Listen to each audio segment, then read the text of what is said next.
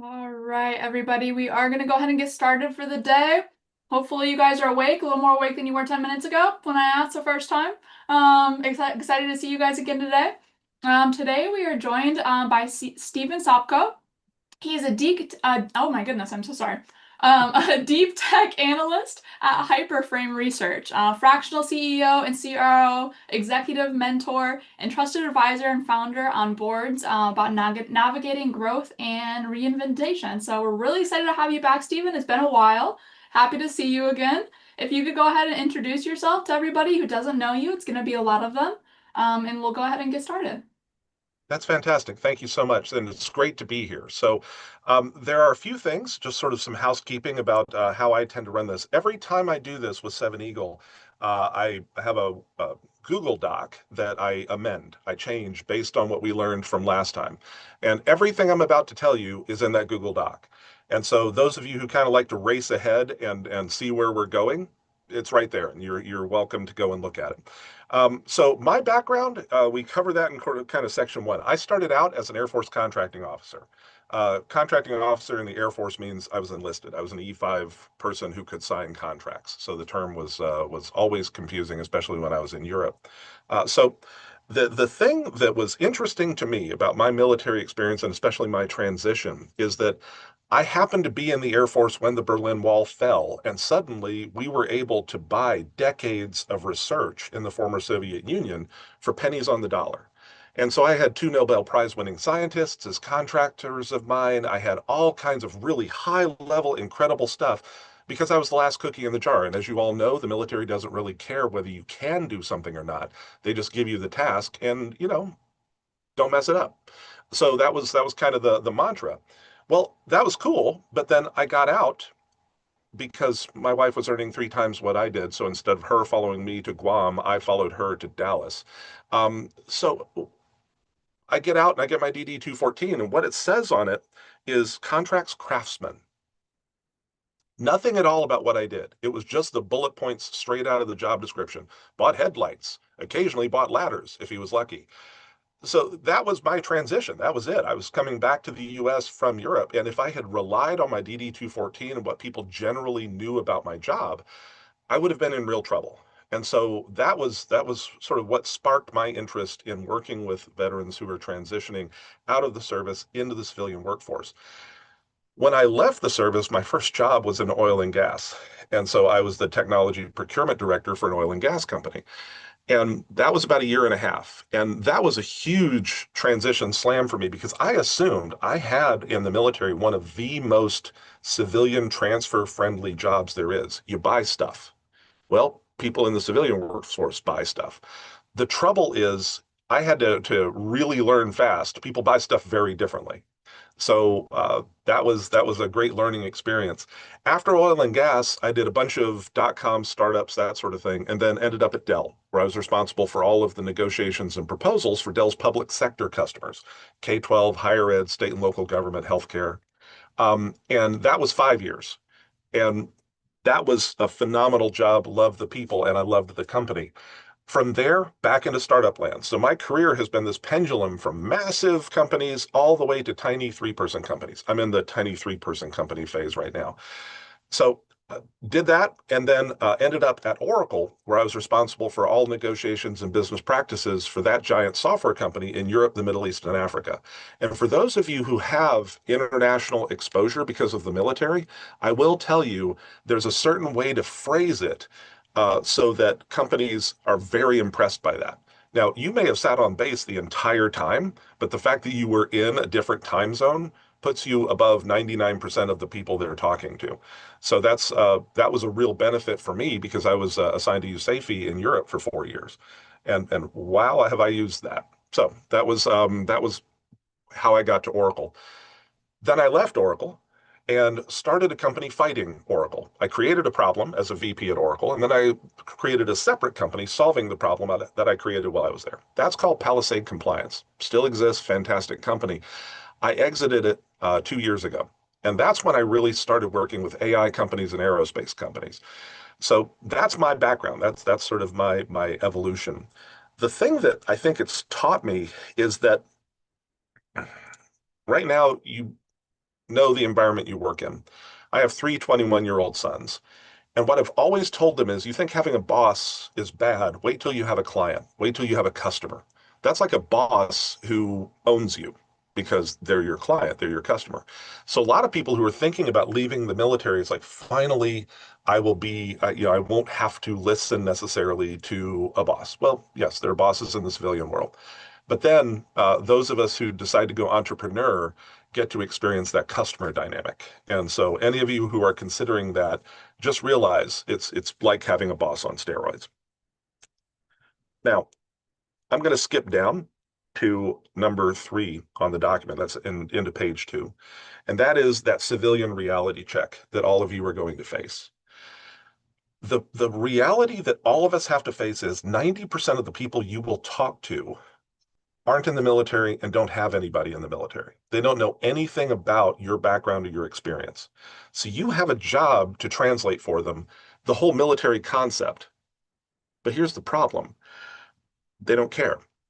They have their concept. I have worked for giant tech companies whose mantra was, if you were really smart, you'd already be working here. And so the thing you have to do is ignore everything you know and become obsessed about what they know, because they are the best person to teach you what it's going to take to get into that company. And we all think we have to educate them about the military and our background and our MOS and all that sort of stuff. The thing I tell my clients is it all starts with listening. You have to listen to them and become obsessed with learning how decisions are made in that company. And that's where, whether you are job hunting or especially once you get into the company.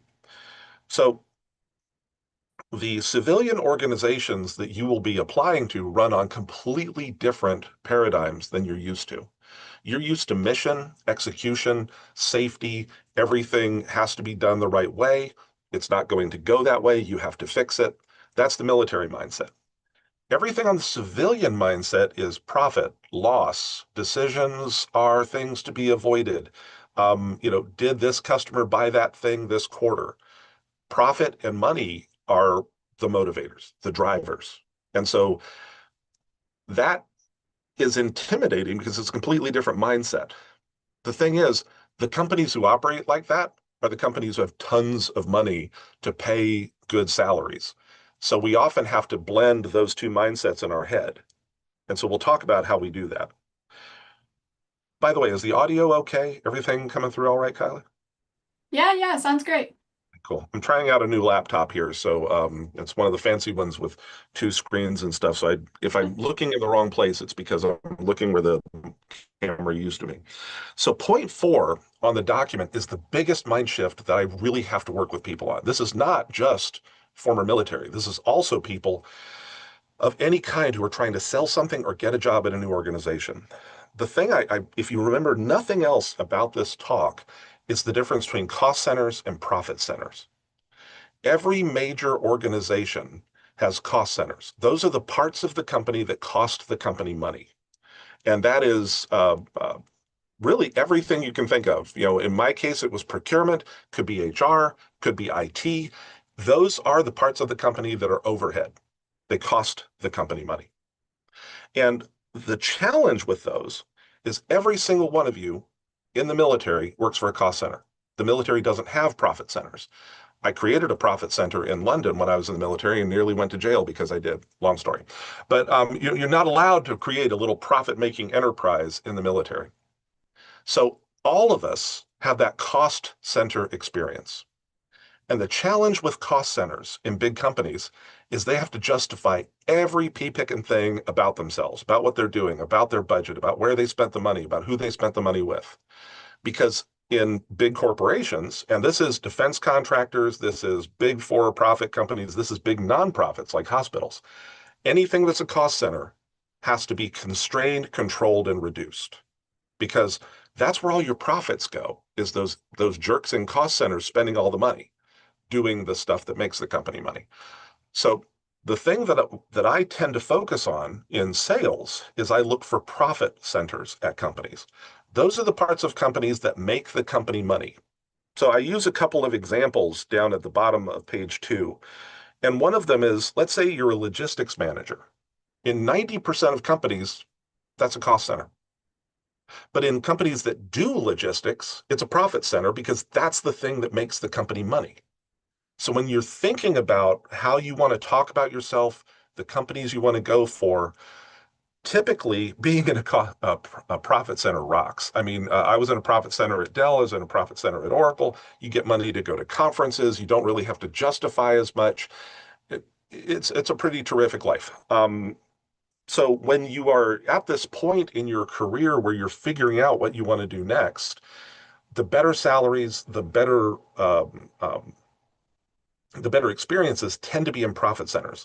The challenge is profit centers have higher expectations and more accountability.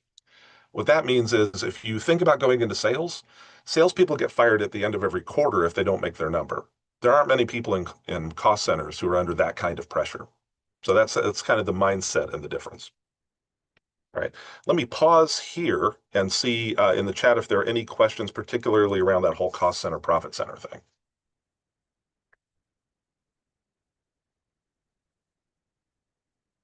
Oh, I don't see any. Cool. Sorry, I don't have directly a question of what you just said, but I do have a question when it comes to your path. So, what made you choose the path that you're currently on right now? Ooh, that's a good question. So I got out of the military and I had two real jobs in the military. I was a contract negotiator, but I was also the person who ran the computers for contract negotiations across Europe. And I get out and I kind of start going to people and saying, I can do both of these things because I had to in my military job. But the thing I learned really quickly was in the civilian world, they really want to pigeonhole you. They want you to either be a contract negotiator or a computer nerd. They don't want you to be both. So the thing for me is I tend to operate well in highly stressful environments where you have to bring a lot of skills to the table. And so I had to learn pretty quickly that the whole pigeonhole thing wasn't going to work for me. The thing is, everybody who's ever worked for me tends to be people who have very unique skills. My job is to sort of assemble all those into a team and get stuff done. So I think that was the big key for me is, I landed in Dallas. I did not already have a job. I'm just out of the military. And I start looking for jobs that are both procurement and IT. Those things didn't exist. It was either or. So I think that was what sort of set me on my path. I realized procurement people tend to make this amount of money. Computer people tend to make that amount of money. Gosh, I think I'll go be a computer person. So that was purely mercenary. Does that help? Yes, and what did you like the most about it? Like, what do you like the best about this route that you took, this path that you took? I think, and this is something I recommend for all of you, is the amount of versatility it gave me. Everybody needs computers. Not everybody needs a purchasing person. So, and I did the same thing when I was talking to my sons. One of whom is a airplane mechanic, a second one is an electrician in data centers, and a third one's a finance guy in the Pacific Northwest. The thing I told all of them is, as you're thinking about each particular thing, which gives you the most options later? And so when you're making your decisions coming out of the military, some people go for very, very specific certifications. Nothing wrong with that if you've looked at the jobs available for that certification. But if you're comparing A and B, A gives you a lot of flexibility later, B doesn't. Look at A harder. That's the big thing for me. Thanks for those. Those are really Thank helpful. you. Thank you. Yeah. Stephen Ping has a question as well. Go ahead. Hi, good morning, sir. Nice to meet you. Thanks for your time. Sure. I saw that like resume are there for the mid-career professional. Like you are talking about networking is like more than the like really high engine for the resume. Yes. Yeah, that's something I say that really irritates a lot of people, that resumes are dead and networking is the only way you get jobs. And one of the really challenging thing is if you're sitting in Europe and you're trying to get a job in Texas, networking is really hard. You have to do a lot of it virtually, and there are ways to do it. But and I will drill into that. In fact, let me just go ahead and drill into it now. The challenging thing we're facing with resumes these days, resumes were dead before COVID. Nobody got a job, a mid-career job, and all of you are mid-career. I don't care if you've only been doing your job for 2 years. You're all considered mid-career by the civilian hiring managers. And other than real entry-level people going for entry-level jobs, those are the people for whom resumes were still working until COVID. After COVID, AI started to grow, and everybody takes the job description, dumps it into AI, and says, create me a resume that speaks to that job description. And hiring managers started getting spammed with hundreds of resumes that all look exactly alike. And so they stopped trusting them. They stopped trusting stuff coming out of applicant tracking systems. They've stopped trusting stuff that they get off of LinkedIn. Increasingly, we're back to face-to-face is how people get mid-career and later jobs.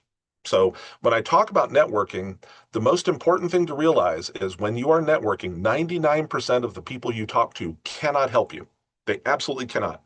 I've been to hundreds of networking events and I've never gotten a job from a person at the networking event. While 99% of those people can't help you, 100% of them know somebody who can in their network.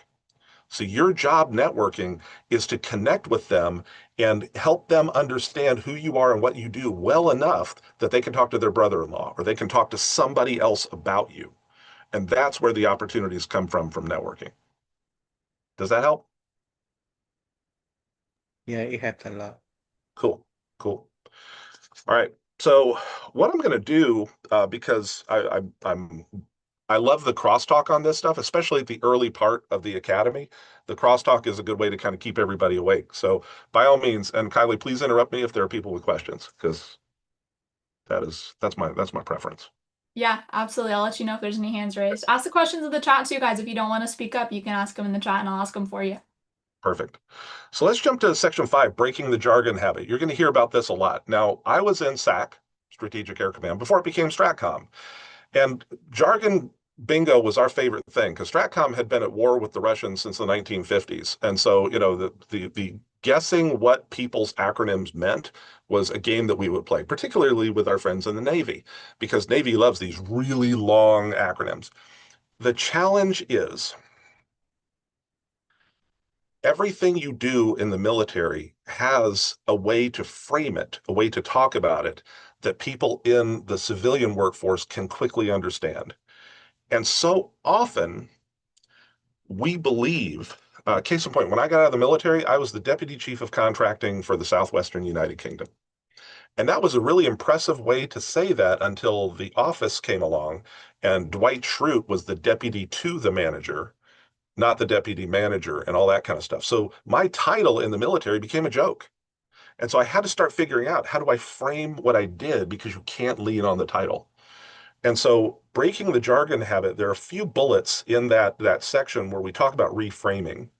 And so the top bullet is, again, it came out of the military. I was a contracting officer. In the military, everybody knows what that is. Trouble is, in the civilian world, they think I'm claiming I was an officer because I use the word officer. So I had to figure out how do I frame that so I'm not creating a false impression. But then I just sort of backed out of that whole thing and started talking about I managed procurement for a $200 million organization. If you can drop in the impact you had, everything that $200 million organization needed, I bought. Great. That's a great way to talk about yourself, again, during those networking events. But then the second bullet, reframing means you take the same facts and you talk about them differently. What gets people in trouble is they make up new facts. What you want to do is say, okay, I bought everything for that $200 million organization, but then I was pivoting from buying to selling. I went to the dark side. And suddenly, everything I'd done as a buyer was alert. The people in sales were allergic to it. They didn't care that I'd bought anything. What they needed to know was that I could negotiate. What they needed to know was that I could close deals. So I pivoted my narrative. Instead of talking about I bought everything for a $200 million organization, I started saying I negotiated $10 million deals. Again, you're putting it into a framework that the people you're trying to communicate with can understand. And again, the bottom two bullets are other things that I did in my career where it's like, okay, I led a logistics detachment. No, I cut. There were no project overruns when I was running it. I cut delays by 40%, those sorts of things. That's all how a lot of times you're led to translate what you did from military into civilian. And that's a very powerful thing, but also add a frame to it because how you talk about it depends on, one, your goals, what you're trying to achieve, and two, what the person you're talking to needs to know about you to help you achieve your goals good enough so they can talk about it to somebody they know. And that's a lot of steps. And jargon just is going to get in your way. Steven, if we're at a good pause, we do have 3 questions, it looks like. Do it. Go ahead and get those running. Ava, go ahead. Hey, first, thank you for coming to speak with us. But kind of on that reframing and like avoiding the jargon, I noticed you're very direct about never saying that you've retired from the military. Do you mind kind of unpacking how that word changes like hiring managers' perception? Hugely, hugely. And I got to tell you, it's weird now at my career because I've age discriminated against people my entire career. I mean, I've always thought about, wow, people with a gray beard, I don't know if they're going to be able to keep up with the pace we have. Now that I am that guy, I think it's totally wrong, and I'm very upset about it. So the challenge we run into is nobody in the civilian workforce really retires the way we do in the military. In the military, a retirement is really it's recognizing you've fulfilled everything the military asked of you. It's an honor. You're taking a step that is a really positive thing. The challenge is when people hear you retired, they think you don't need any money anymore. Because in the civilian side, when somebody retires, especially baby boomers, they don't think people need money in retirement. And in fact, certain things in retirement, it's bad to make money because you don't get as much of Social Security benefit. So there's this whole stigma around the R word, around retired, that when you're talking to people, remember, 90% of whom have never encountered the military, they hear retired. Sometimes they're thinking, why are you even looking for a job? You've got plenty of money. And again, it really offends people for whom retirement has been your goal for years. But it's one of those things you can either be right and continue to use the word you want to use, or you can get the job and then start educating about what the military retirement system really does look like. But that is the biggest reason I tell people never use retired on your LinkedIn profile. When you're talking to people, never say I retired from the military. A good way to say it is I exited the military and now I'm doing this. Exited is a good word to use. Retired, not so much. Does that help? Yeah, that makes sense. Thank you. Cool. Thanks for asking the question. Next up. Yeah, thank you, Ava. Christopher, go ahead. Hi, good morning. Thank you for being with us. Sure. So when veterans hear profit centered, I think they think of sales only. What's a better way to think about profit creation? That's a great point. So I'll tell you a story. My dad worked for NASA. He exited the Air Force and went to work at NASA. But my dad wasn't an engineer. In NASA, engineers are essentially the profit center. They are the people who build the rockets, design the rockets, launch the rockets. My dad was a box puller. He was an avionics tech. And so he shows up and he realized there was kind of a glass ceiling for him at NASA because he wasn't doing the stuff that NASA recognized as core to their mission, core to what they were trying to accomplish. So when you think about profit centers, I mean, sales is the obvious one. They are the ones who go out and make the money for the company. But then I also think about the people who do the task the company gets money for. So case in point, my startup, Palisade Compliance, I was lucky to have 7 people who were absolute geniuses at certain parts of software license compliance, really technical stuff.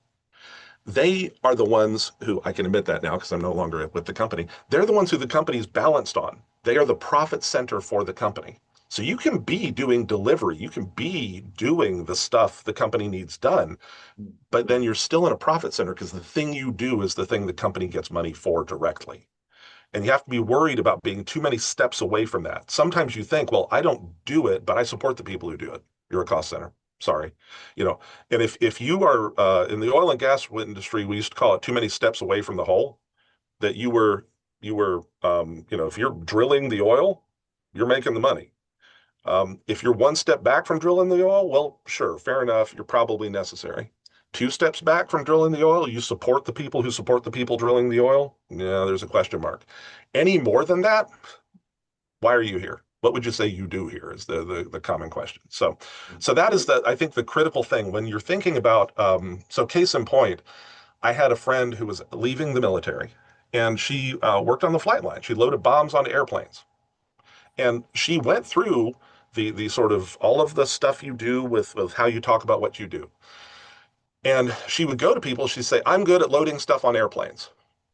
And all the job offers she got was in luggage handling, loading stuff on airplanes. Then I start saying, you handled incredibly hazardous materials. So start framing it as I'm an expert at handling incredibly dangerous things.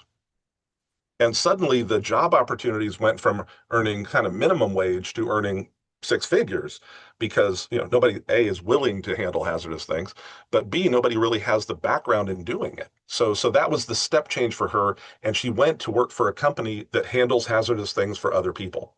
She's a profit center. Does that help? Yes. So when you label yourself as profit center or cost center, you're doing the tasks that make the company money, basically, as opposed to the other parts where they're keeping track of the profits. That's a good way to look at it. One thing I would say is never label yourself as profit center or cost center, because so often you're labeling yourself profit center to people in HR who are cost center. And so you never want to verbally make that distinction because it sounds classist.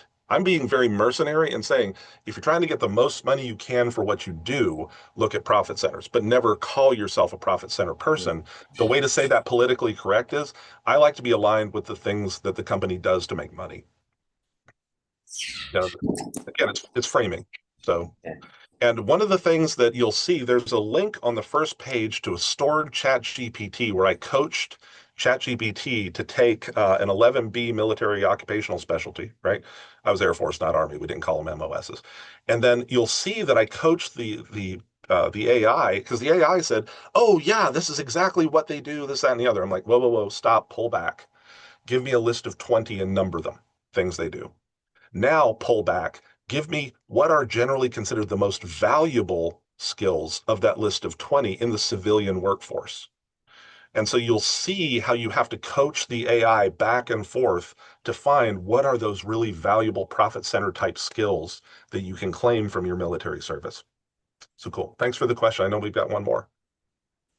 Yeah, it looks like we've had a few more hands pop up as you've been talking. Cool. So we have two more now. So Denarius, go ahead. Good morning from Houston, Texas, and thank you for the presentation. I'm loving it. I do have a question for you.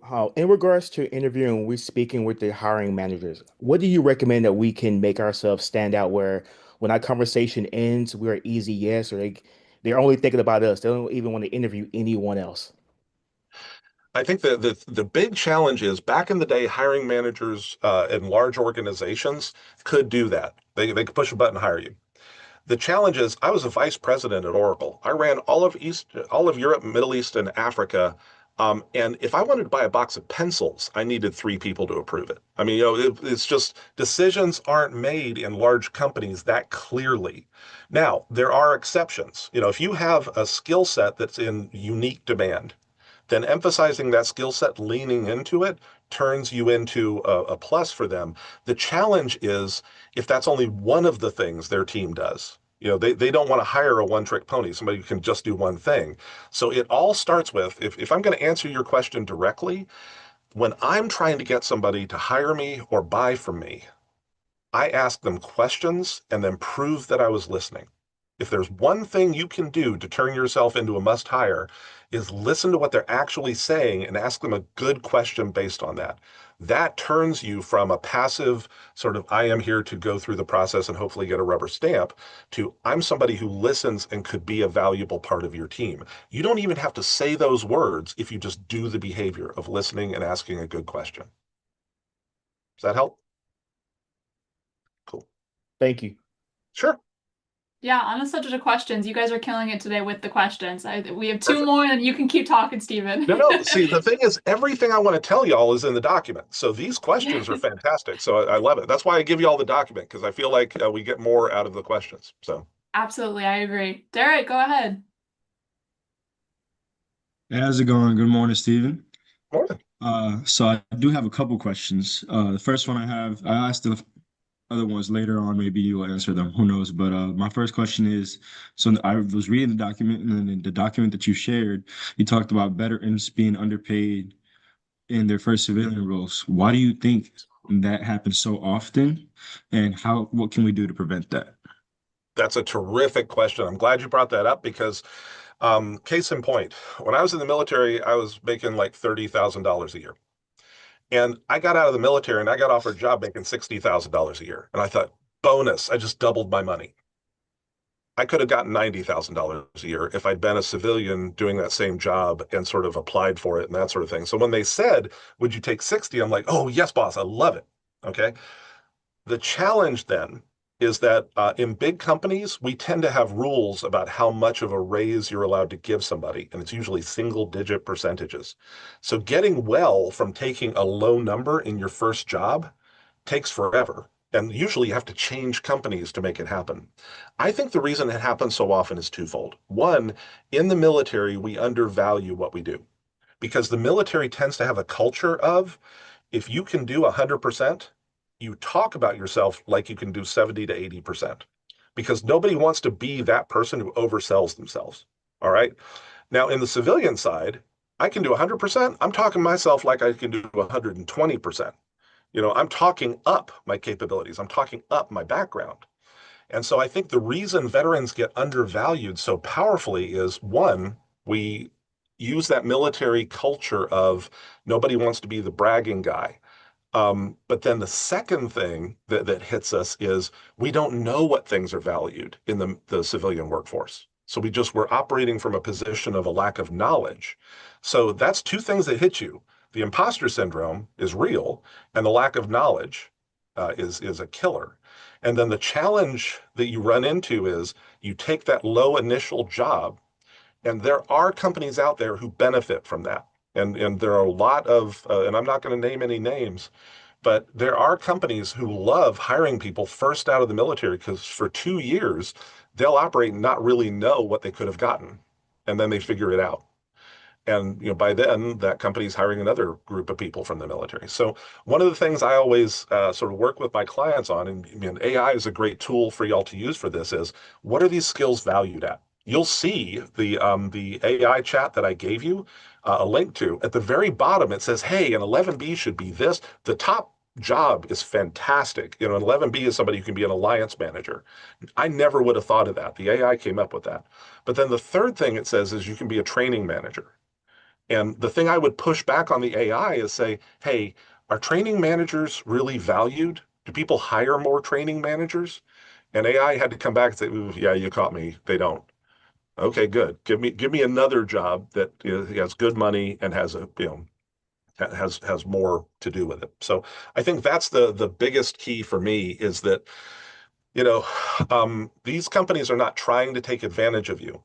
Remember, everybody's trying to make money. Everybody's trying to have big margins. If they can get you for 60 when they could have gotten you for 90, a lot of people are going to do it. I wouldn't, but a lot of people would. Thank you. That really answers Richard, my question. Cool. Richard, go ahead. Thank you, Kylie. Hi, Steven. I hope you're having a good morning this morning. I am. Thanks for asking a question. So, one, I want to say I appreciate the story about the weapons loader. There's a few of us in here that are. Okay. So definitely. Hope that wasn't offensive. No, not at all. Okay. But so my question I got for you, if a veteran is networking and translating their skills, but not seeing any results yet, what would you recommend as an adjustment? The first thing I would recommend is talk to somebody who doesn't know you, tell them your story, and ask them what they heard. Go roll out your networking pattern to somebody who doesn't love you. So do not use family members, don't use spouses, anything like that. Work with somebody who doesn't care about your feelings. And you'll find a lot of those in the military. That's awesome. But so you start with that and then tell something to them and then ask them, what did you hear? Because sometimes you think, because you've been living this life, that you're talking very clearly about what you did. But they're not hearing it. And if they can't hear it confidently enough to turn around and tell somebody else, your networking isn't going to work. So that would be my number one thing. And if you don't have somebody, that is something you can do with AI. ChatGPT, others have a voice interface, and you can say, "Hey, I'm going to tell you this." You say it, and they say, "What would a person, a hiring manager at a Fortune 500 company, get from that?" Never ask the AI, "What did you get?" You have to tell the AI what it should be listening as. But I always prefer when you're talking about networking, talk to a human. If you don't have a human, an AI is a good second choice. Okay. Awesome. Thank you. Sure. Yeah, awesome. Jared, go ahead. Hi, good morning. How are you today? I'm awesome. Thank you. Awesome. First and foremost, thank you for speaking to all of us. This is a great presentation that you're doing for us, especially as transition veterans going into the civilian force.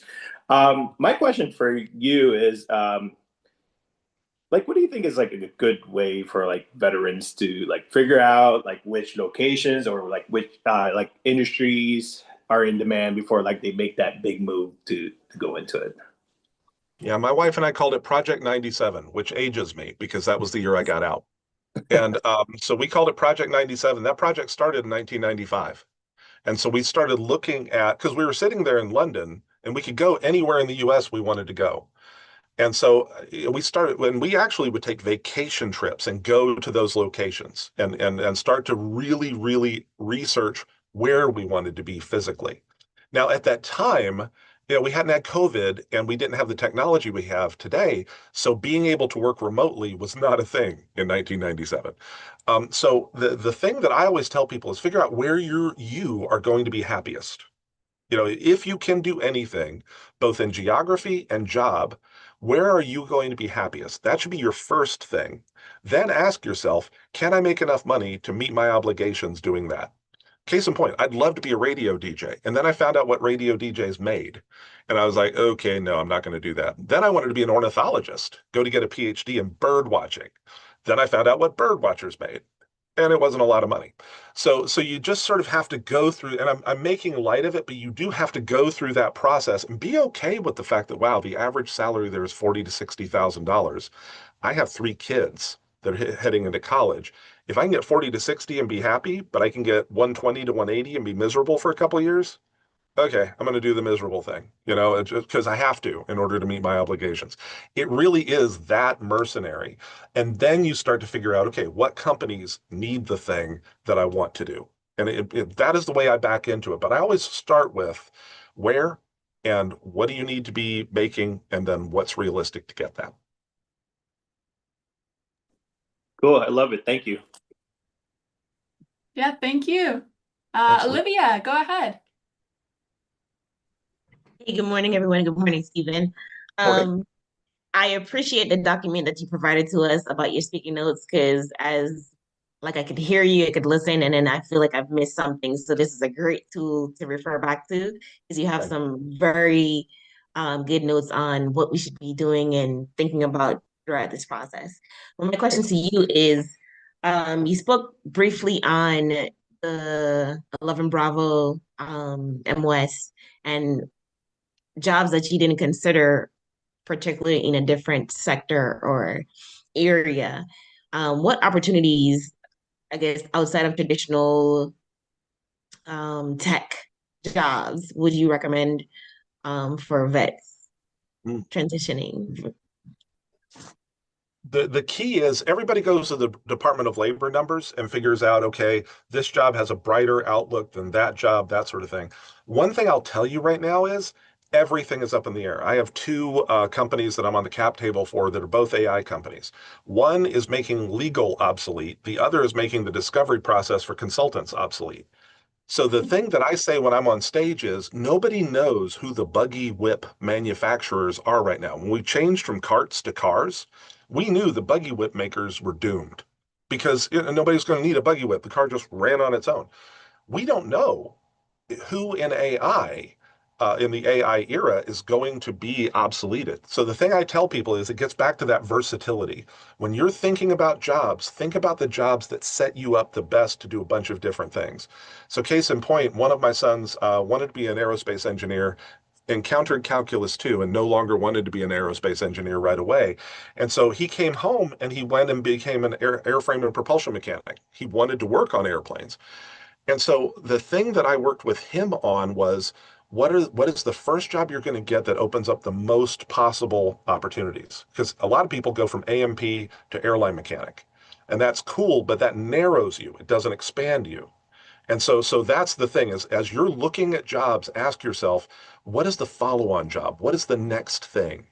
And then because then you're starting to think about here's the first job I'm going to have out of the service, and that sets the stage for the second job. Does that help? It does. Thank you. Cool. Thanks for the question, Olivia. Derek, do you have another one? Go ahead. Yeah, let's rock. I do indeed have another question. So again, reading through the document and the section that says pick the right battlefield. Quote, mid-sized companies often give you more scope and visibility than the giants. End of quote. So my follow-up question in regards to that statement was, let's say theoretically speaking, we want to work for a big company, one of the giants. How would you compensate in order to not get undercut or get more scope of visibility in that situation? Couple things. One is if you want to work for one of the giants and one of the giants has a veteran affairs group or they have a VP who's responsible for figuring out where veterans go in their company, that's a good sign. I know Verizon has one, that sort of thing. So that can be somebody who's on your side in the big companies, helping you figure out where you go. The thing is, remember, they're there for the big company, not for you necessarily. But so they're going to have their own set of agendas. What a lot of people end up doing, and I talk about the where I found my sweet spot. It's on page 3. As the organization gets bigger, uncertainty decreases generally. You're going to work in a big company. That means there are other places to jump in that big company, unless it's a contract-focused big company. I'm here on the Space Coast of Florida, and we all tremble every time they talk about killing a rocket program or killing this program or that program, because people who work for giant companies have massive uncertainty because they don't work for the giant company necessarily. They work on that program. And so that's one of the biggest things. So if you want to work for a giant company, and honestly, I tell a lot of people coming out of the military, having a giant company as the first thing on your resume is a very good thing to get that second job because it proves you made the jump from the military mindset to the Fortune 500 mindset, and now you're ready to make a jump to another mindset. So that's the story you want to be telling, that you have a point of evidence. What some people do is they exit the military, they go to work for a 4-person company, and then they don't necessarily have that credibility or that ability to talk about the journey for their second, third, or fourth jobs after the military. Does that make sense? It does make sense. Thank you very much. Cool. Thanks, Derek. Jeremy, go ahead.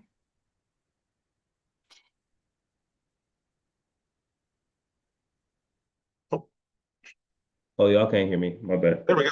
We can hear you now. All right. Thanks for coming to talk to us, Stephen. So I feel like every time someone asks a question, their question is different, but you give an answer that's something I need. So I'm like, okay, what I need to come up with a new question. So my question is kind of shifting a little bit over time. About mine is more so about Dallas cloud opportunities, and you kind of answered part of it with Derek's question with the big companies versus mid-sized companies. But I was gonna ask on your take on like the outlook of cloud type opportunities here in Dallas versus other areas. Okay, I don't know Dallas. So I'm just gonna, say that right off the top of my head. I did send one of my sons to Missouri to become an electrician because data centers are dying for electricians and plumbers. And so he didn't know what to do. And I'm like, oh, here's a program in Missouri. You should go do that. So the thing I would say is, and AWS is a client of mine. I've had Google and others as clients. Cloud is growing and it's not going away. And AI and cloud coexist. So, if you've got exposure and working in a cloud sort of data center, that sets the stage for AI, and vice versa. They're really the skill sets are similar.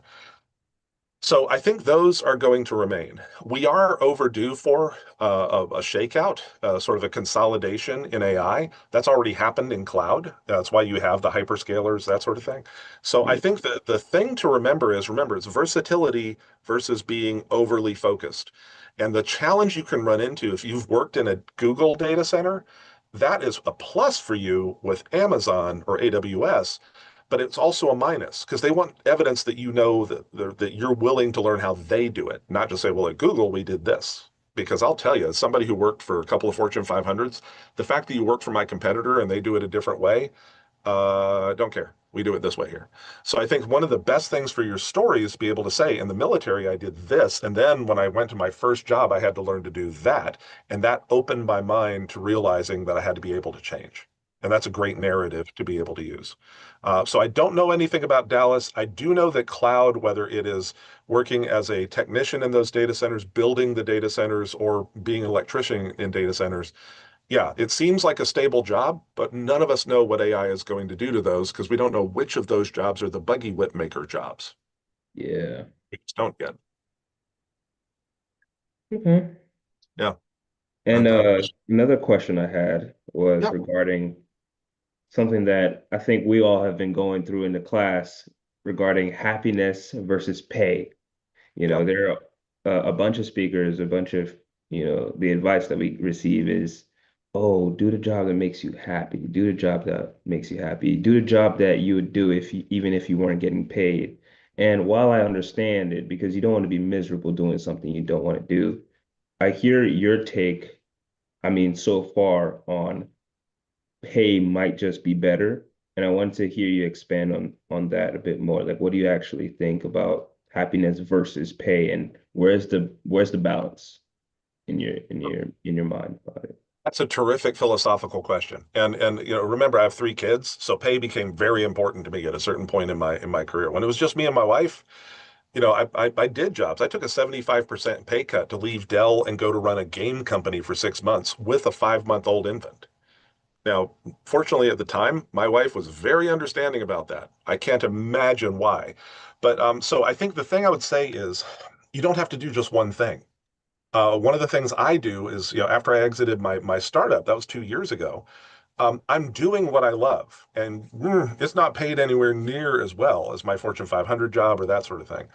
But I am doing what I love because my need for money and my ability to get that money are right about even. So I think that's the key. It's like, what is your happiness worth? That's a good question. But who do you have obligations to? And are you willing to put your happiness to one side to meet those obligations to people? And I think that is the crucial thing. And a lot of people who are exiting the military are thinking to themselves, man, I've put my happiness on hold for 20 years. When do I get to be happy? And the thing I would say is you can work as an airplane mechanic for Delta Airlines all day and then turn around and volunteer at the Warbird Museum down the street on the weekends. You can balance things because the beauty of most civilian jobs is you aren't on call to go somewhere else on the planet at no notice. So you can mix things that make you happy and set the stage for your future while you're doing the job that makes the money you need. And again, the thing I tell a lot of people is your first step out of the military, a lot of people really focus on happiness, and I totally support that. I think it's just a matter of there are a lot of ways to be happy. And I'm kind of encountering that right now myself, where um, I'm I, I'm taking jobs to make money, but I view myself as that's not who I am. I've heard a lot of you talk about, well, I'm X. I was a contracting officer. The thing I want you to realize is you are a discrete set of skills, and those skills can be deployed in a bunch of different ways, some of which are going to make you happy, some of which aren't. And the mechanics you're going through now are what are the skills that will bring in the money I need that I most enjoy doing? Don't think about it as a job, think about it as the skills you're going to get to use. So there's a lot of philosophical advice there. I wish I had an answer for you. I just went through this with three 21-year-old boys. So but I hope that helps. That does. Thank you. Sure. That was very well put, Stephen. That was super helpful. Thanks. Clay, go ahead. Stephen, first of all, thanks for coming on today. Do greatly appreciate you. I want to circle back to what you were talking about with cloud and AI, and I wanted to get your sort of personal opinion on everything that we saw last week with Amazon, with Dow Chemical, and everyone like that. There are some in the tech space that's saying that AI is extending itself so much, and the narrative is outpacing the AI solution, meaning that we're getting too reliant on AI, and therefore it could create a boomerang effect per se. I wanted to get your thoughts on that and where you think AI is truly going to be in the next 5 years. Wow. Okay, and you realize that's my day job, and so nobody quote me on this. Shh. Because some of those AI companies are my clients. The thing I will tell you is I am very reliant on AI. If I didn't have AI, I would need a team of 10 researchers. So I am very reliant on AI. I use 5 different platforms in the execution of my job. I have a very good friend who's a professor of AI at USF. And one of the things he and a good friend of mine who's also a professor of marketing at UCF, both of them say they see AI making smart people smarter and dumb people dumber. And the key there is smart people are relying on AI and using it like a tool. Dumb people are relying on AI and using it to tell them what to do. And those are the two fundamental differences I see. Now, I think the AI market as a whole, we will have some consolidation. There are a bunch of different directions that the companies are chasing. Jeff Bezos said it really well, though. Eventually, there will be a shakeout. But the shakeout after the dot-com boom, Amazon came out of that shakeout. Platforms like LinkedIn predates social media, and in some ways it predates the internet as we know it. So there will be shakeouts. Again, versatility lets you kind of look for, if there is a shakeout here, I can do these 2 or 3 other things. And then you start networking towards those 2 or 3 other things while you're doing the thing today. That's the biggest thing people stop doing. They get the job and they stop networking because networking is icky. And so, I think the thing I would suggest is think about what your options are and where you want to be able to jump if you have to, and make sure you're joining those organizations and networking in that direction. Clay, I kind of was all over the place there. Was there a particular part of that you wanted me to zoom in on? No, not really. You hit the nail right on the head. AI is making people smarter if they're smart, but people who are lacking are utilizing it more as a crutch. So that's kind of where I wanted to get your insight and your thoughts on it, strictly because there is a 400-pound gorilla in the fintech space that their COO is saying AI is going to burst in the near future because we're too reliant on it no matter what. I disagree with him on it, but I also do kind of agree with him on it as well, strictly because, as I say this as I'm writing a document for our owner right now, I've used AI to polish my thoughts, and then I've used AI to sit there and do general research. But the biggest thing that I challenge people on is that the best AI is 6 inches of space right here. So that's all I wanted to get your 2 cents on. Thank you very much, sir.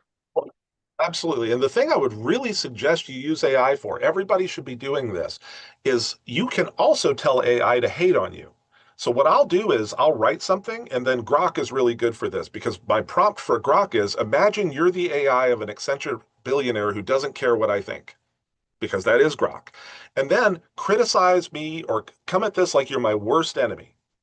And then it'll go through and say, hey, can you prove you did this? Can you prove you did that? Is that do you have that backed up? So I kind of flip the script, and instead of letting AI tell me what it should do, then I let AI push back as if it's my worst enemy. So that way, before, like, I'm on TV at 3 o'clock this afternoon, I know what I want to talk about. I've already used AI to say, what is the person interviewing me likely to come after me for?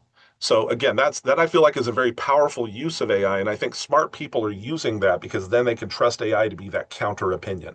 So cool. Any other questions? Yeah, there's just one last question. Sydney's going to be our last question of the day. So she asked in the chat, she said, I've had trouble translating my military career into something that applies into the civilian sector. I was flying in ops and lower enlisted, so many of my duties were just flying the line 24/7 as a sensor operator. So how do you help veterans translate those skills in a bit niche situations rather than most white collar jobs? That's a great question because I think a lot of us have that problem. The most important thing is break apart what you did into pieces. Figure out what the highest value piece of all that is. So, good friend of mine works in a television network as a producer. She's sitting there on live TV watching things happen and sort of being ready to jump in if somebody, drops an F-bomb on air, that sort of thing. And so when she looks at her job, it looks very boring. It looks very static. And so what we did was we broke her job apart into pieces and didn't assign her the label of television producer. Because you want to talk about jobs that are buggy whip jobs, television producer is one of the top ones. So what we did was we broke it into pieces and focused on what the function was. Because remember, as a networker, you're not going in giving them your AFSC or your MOS. You're going in and then you're saying, I'm a person who does X. And so that is what I want you to think about. You're a person who does X, and you have data points from your background that back you up on that. And so again, it's really easy to focus on the job. The thing I would say if I was your coach or if I was mentoring you is I would say focus on the amount of attention to detail and ability to react quickly to developing scenarios. Those are two fundamental skills that you may undervalue, but were a key part of what you were doing. And so anybody who's monitoring a sensor and then has to take an action based on that monitoring, that's a person who often has to deal with hours of nothing happening and then a few seconds of life or death stuff happening. There are a lot of jobs who need that. And so you kind of frame your narrative in that direction. I hope that helps. Yeah, hopefully that answered your question, Sydney. Well, Stephen, thank you so much for coming on. This is a really good session. It went by so quick just because everyone was asking some really great questions and some really good advice. So thank you for being here. I always appreciate it. And I'm sure you're going to be getting a bunch of connections after this. That's fantastic. And the thing I ask everybody is don't just follow me on LinkedIn, go to the next step and connect. The difference between following and connecting is crucial. So be willing to connect. And if we didn't get to a question here, realize it might take me a little bit to get back, but I will get back. Yeah, absolutely. Good luck on TV tonight. Oh yeah, thank you. That's always scary because the people who are asking me questions are a lot smarter than I am.